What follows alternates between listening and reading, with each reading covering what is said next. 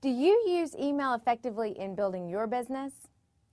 You may have tried and failed before, but listen closely to these tips and see if you can make your email work for you more successfully.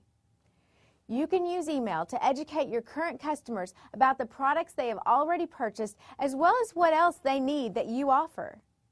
Keep in contact with your customers regularly, at least monthly and at the most weekly. It's important that every email you send to an existing customer contain information that they can use for their business in relation to what you offer. In other words, don't constantly send emails asking them just for more business. That will guarantee that your emails will go unread and eventually cause negative perceptions about you and your company. The good news about these kind of emails is that you invest time up front creating them, but after you have developed them, they can be used over and over for any customer who's in that particular part of your product cycle. If you want to use email for a prospecting tool, there are a few ideas to keep in mind. Of course, the first thing you must consider is your email list appropriate? Do you have the correct list of people for your offering?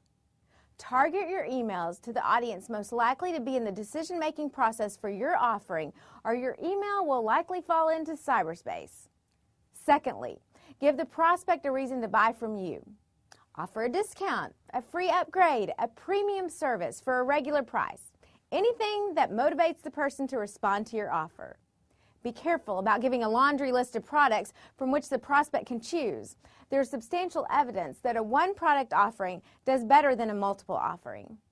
When creating the email, remember, just like voicemail, you have very little time to capture the prospect's interest.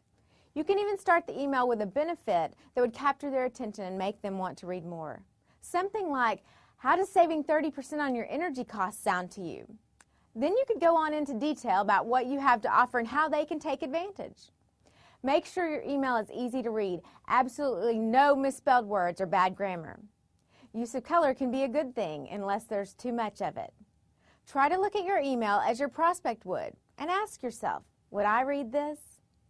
The last idea for email that I want to discuss with you today is the use of articles and newsletters. Your company may have a newsletter and use that list of subscribers for their email marketing. If so, that's a great advantage for you.